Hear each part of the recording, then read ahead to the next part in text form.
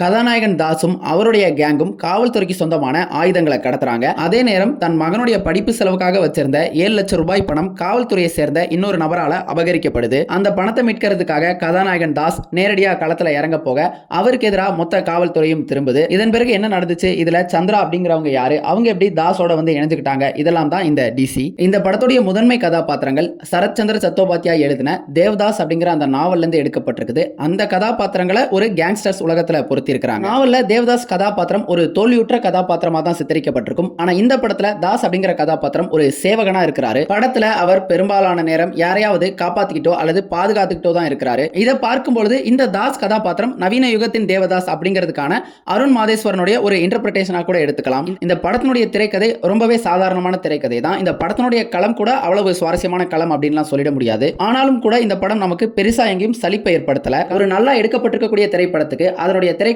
அந்த படத்தை அடுத்த கட்டத்துக்கு உயர்த்துறதுக்கு உதவிகரமா காம்ப்ளிமெண்ட் செய்யக்கூடிய வகையில் இருக்கணும். ஆனா இந்த படத்துல பாத்தீங்க அப்படின்னா இந்த படத்தினுடைய அந்த சுமாரான திரைக்கதைக்கு இந்த படத்தினுடைய மேக்கிங் காம்பன்சேட் பண்ணக்கூடிய வகையில் இருக்குது. பெரும்பாலான நேரங்கள்ல இந்த படத்தினுடைய திரைக்கதை செய்ய வேண்டிய வேலையை இந்த மேக்கிங்கை வச்சு இட்டு கட்டி இருக்க மாதிரி தான் தெரியுது.